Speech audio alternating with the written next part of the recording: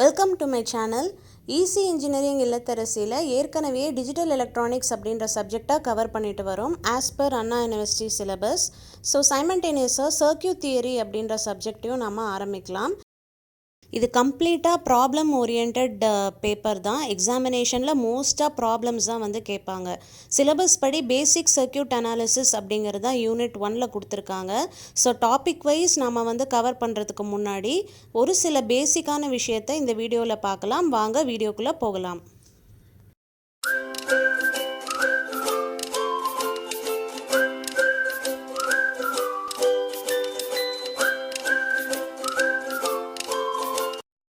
ஒரு எலக்ட்ரிக்கல் சர்க்யூட்டில் ஷார்ட் சர்க்யூட்னா என்ன, ஓப்பன் சர்க்யூட்னா என்ன அப்படின்னு தியரி பேசிஸில் நம்ம வந்து பார்க்கலாம். இந்த சப்ஜெக்டில் ஃபுல்லாகவே இந்த டேர்ம்ஸ் வந்து அடிக்கடி நம்ம கோ த்ரூ பண்ணுவோம். ஃபர்ஸ்ட்டு ஷார்ட் சர்க்யூட்னா என்ன அப்படிங்கிறத பார்க்கலாம். ஷார்ட் சர்க்யூட் அப்படிங்கிறது ஒரு எலக்ட்ரிக்கல் சர்க்யூட்டில் ரெண்டு பாயிண்ட்ஸ்ன்னு இப்போதைக்கு வச்சுக்கோங்க. அதுக்கு நடுவில் வரக்கூடிய ஒரு ஆக்சிடென்டல் கனெக்ஷன் அப்படின்னு சொல்லலாம். நமக்கே தெரியாமல் அது ரெண்டுமே வந்து கனெக்ட் ஆகிடுச்சு அப்படின்னா அதை தான் நம்ம ஷார்ட் சர்க்யூட் கனெக்ஷன் அப்படின்னு சொல்லுவோம். அப்போ வந்து அந்த கரண்ட் ஃப்ளோ வந்து with no or very less ரெசிஸ்டன்ஸில் கரண்ட் ஃப்ளோ இருக்கும். ஒரு வோல்டேஜ் சோர்ஸை வந்து நம்ம கன்சிடர் பண்ணுறோம். அந்த வோல்டேஜ் சோர்ஸை கனெக்ட் பண்ணுற இந்த ரெண்டு பாயிண்ட்டுக்கு நடுவில் தான் இந்த ஷார்ட் சர்க்யூட் அப்படிங்கிற விஷயம் நடக்குது. நமக்கே தெரியாமல் ஒரு கனெக்டட் ஆகிடுது, ஒரு பாத் ஃபார்ம் ஆகுது.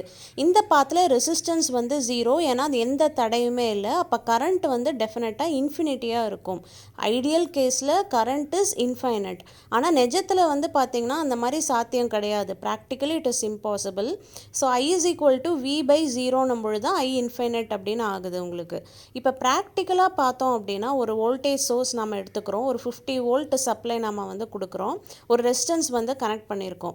அப்போ உங்களுக்கு என்ன ஆகுது, கரண்ட் வந்து flows through the resistance. Suppose ஒரு அப்நார்மல் ஷார்ட் சர்க்யூட் ஆயிடுச்சு அப்படின்ற பொழுது கரண்ட் வந்து ரெசிஸ்டன்ஸுக்கு வழியாக போகிறத விட்டுட்டு ரொம்ப ஈஸியான பாத்தை தான் அது சூஸ் பண்ணும். எந்த தடையுமே இல்லாத ஒரு வழியில் தான் கரண்ட் வந்து போகும். அப்போ அந்த ஷார்ட் சர்க்யூட் வழியாக தான் நம்ம அனுப்புகிற கரண்ட் வந்து போகுது. ஸோ ப்ராக்டிக்கலி I வந்து இன்ஃபைனைட்டாக இருக்க சான்ஸ் இல்லை. ப்ராக்டிக்கலி வந்து கரண்ட் இஸ் ஃபைனைட். ஒரு சர்டன் அமௌண்ட் ஆஃப் கரண்ட் வந்து ஷார்ட் சர்க்யூட்டில் போகும். இதுதான் ஐடியல் கேஸ்க்கும் ப்ராக்டிக்கல் கேஸ்க்கும் இருக்கிற ஒரே டிஃப்ரென்ஸ்ங்க. R equal to 0 and I is infinite for ideal case, I is finite for practical case. அடுத்தது ஓப்பன் சர்க்யூட் பற்றி பார்க்கலாம். ரெண்டு நோட்ஸுமே வந்து கனெக்ட் ஆகாமல் ஓப்பனாக இருந்ததா அதுதான் ஓப்பன் சர்க்யூட் அப்படின்னு சொல்கிறோம். ஐடியல் கேஸில் பார்த்தீங்கன்னா இப்போ ஓப்பன் சர்க்யூட்னால் அதில் நடுவில் இருக்கிற மீடியம் வந்து ஏர் வந்து will give you an infinite resistance. அதாவது ஏரில் வந்து கரண்ட் வந்து பாஸ் ஆகவே ஆகாது. ஸோ ரெசிஸ்டன்ஸ் வந்து infinite for open circuit. So infinite resistance இருக்கும்போது ஆஃப்கோர்ஸ் கரண்ட் பாஸ் ஆகாதனால கரண்ட் வந்து 0 and voltage drop across it வந்து இன்ஃபைனைட்டாக தான் இருக்கும். நம்ம அனுப்புகிற அந்த வோல்டேஜ் ட்ராப் வந்து பொட்டென்ஷியல் டிஃப்ரென்ஸ் இன்ஃபைனைட்டாக இருக்கும். ப்ராக்டிக்கலாக பார்த்தீங்கன்னா அது இன்ஃபைனைட்டாக இல்லாமல் ஃபைனைட்டாக இருக்கும் அப்படின்னு சொல்கிறாங்க. ஒரு சர்க்யூட் நம்ம இங்கே எடுத்துக்கிறோம். இப்போ இந்த பர்டிகுலர் பாயிண்டில் வந்து உங்களுக்கு +50 வோல்ட் அப்படிங்கிறது தான் பொட்டென்ஷியல். இதே மாதிரி இந்த பர்டிகுலர் பாயிண்ட்லேயும் +50 வோல்ட் தான் பொட்டென்ஷியல். அப்படியே ஆப்போசிட்டாக உங்களுக்கு மைனஸ் டெர்மினல்லேருந்து வந்தால் வோல்டேஜ் சோர்ஸில் this will give you 0 volt. இதே மாதிரி எந்த பாயிண்ட்லேயுமே இந்த லைனில் it will give you 0 volt தான்.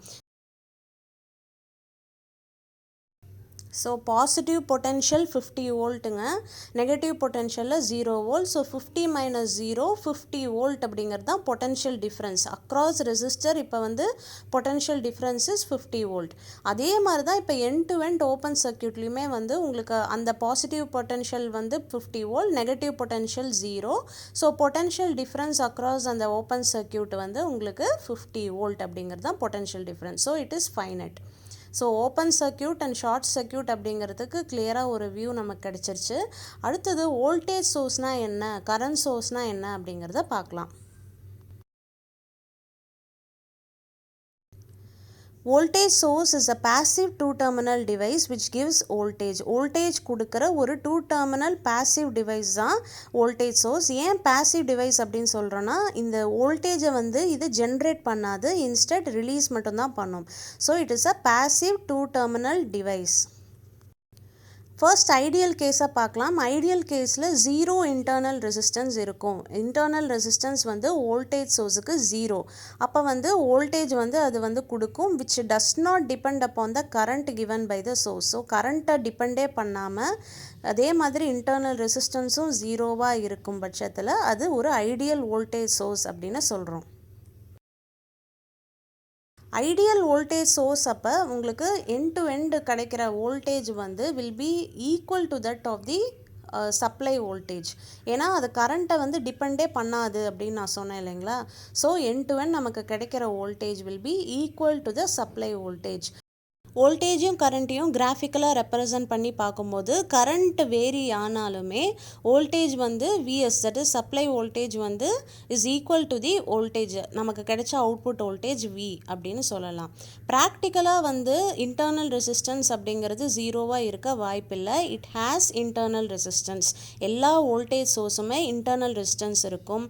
அதே சமயம் வோல்டேஜ் வந்து கரண்ட்டை டிபெண்ட் பண்ணி தான் இருக்கும். ஸோ வோல்டேஜ் சோர்ஸால் ஃப்ளோ ஆகிற கரண்ட் அப்படின்னு வச்சுக்கிறோம்.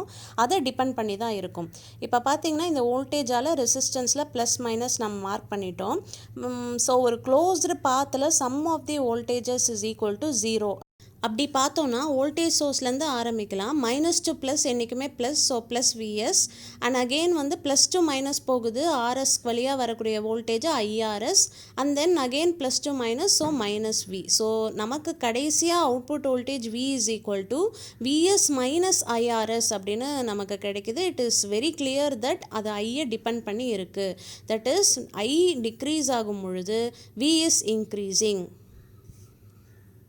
சிமிலர்லி ஐ இன்க்ரீஸ் ஆகும் பொழுது வி இஸ் டிக்ரீஸிங். ஸோ இந்த கிராஃப்லேருந்தே உங்களுக்கு கிளியராக புரிஞ்சிடும். வோல்டேஜ் சோர்ஸ் அப்படிங்கிறது சீரியஸாக கனெக்ட் பண்ணியிருக்கலாம் அல்லது பேரலாக கனெக்ட் பண்ணியிருக்கலாம். இந்த கனெக்ஷன்லாம் வரும்பொழுது நம்ம எப்படி இதை வோல்டேஜ் சோர்ஸஸ் ஈக்குவலண்ட்டாக கன்வெர்ட் பண்ணுது அப்படின்னு பார்க்கலாம். ஃபஸ்ட்டு வந்து ஒரு சீரியஸ் கனெக்ஷனில் எடுத்துக்கிறோம். ரெண்டு voltage source V1 and V2 அப்படின்னு நம்ம எடுத்துக்கிறோம்.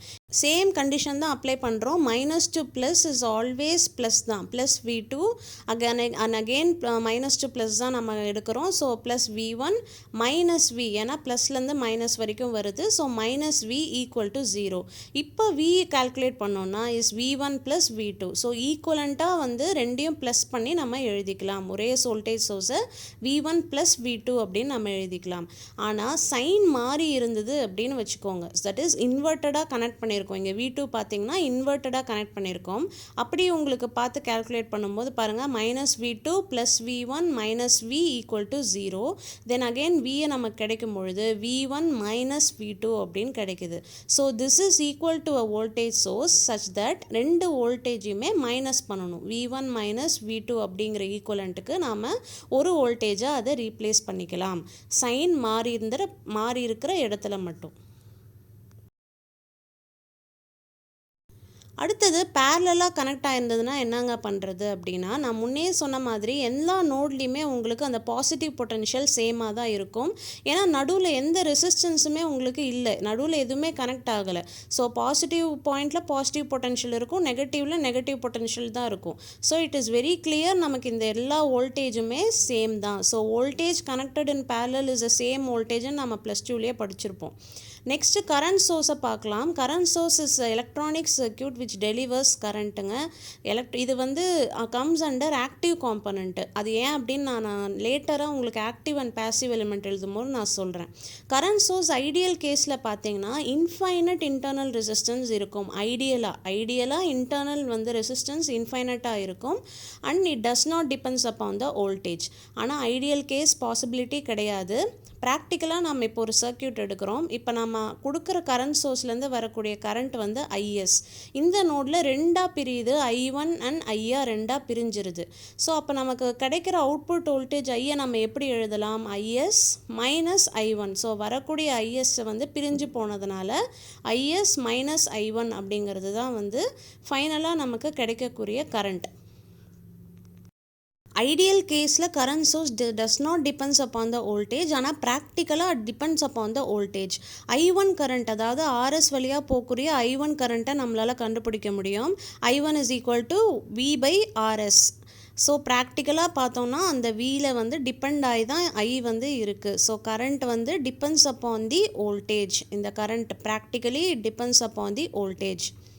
ப்ரீவியஸ் கேஸ் மாதிரியே ஐக்கும் வீக்கும் நம்ம கிராஃபிக்கலாக ரெப்ரசன்ட் பண்ணோன்னா ஐடியல் கேஸில் இன்ஃபைனட் ரெசிஸ்டன்ஸ் இருக்கிறதுனால சேம் கரண்ட் வந்து உங்களுக்கு ஃபார்ம் கிடைக்கும் ஐடியல் கேஸில்.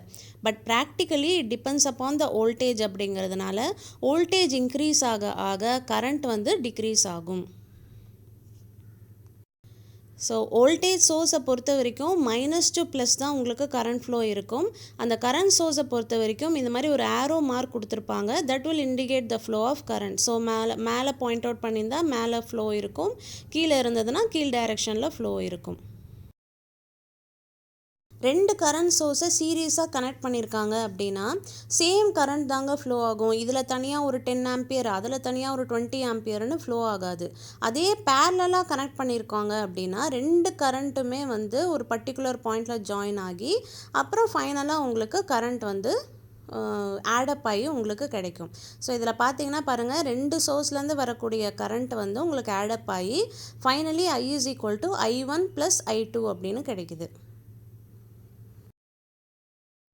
இன்கேஸ் ஏதாவது ஒரு கரண்ட் சோர்ஸ் இன்வெர்ட் ஆகி கனெக்ட் பண்ணியிருக்கோம் அப்படின்னா உங்களுக்கு பாருங்கள், இப்போ I1லேருந்து வரக்கூடிய கரண்ட் வந்து அட் பர்டிகுலர் நோடு, இந்த நோடை ரீச் ஆன உடனே அது பிரிஞ்சிரும். I2ல் ஒரு கரண்ட் ஆகவும் I வந்து ஃபைனலி ஒரு கரண்ட் ஆகவும் வரும்.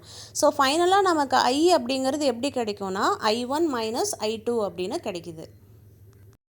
தட்ஸ் ஆல் ஃபார் திஸ் வீடியோங்க. நாம் இந்த வீடியோவில் short circuit and open circuit பற்றி பார்த்தோம். வோல்டேஜ் சோர்ஸ் அண்ட் கரண்ட் சோர்ஸை பற்றியும் ஒரு பேசிக்காக சில விஷயங்களை பார்த்தோம். நெக்ஸ்ட் வீடியோவிலிருந்து அண்ணா யூனிவர்சிட்டி சிலபஸ் படி டாபிக்ஸ் பார்க்கலாம். தேங்க்ஸ் ஃபார் வாட்சிங்.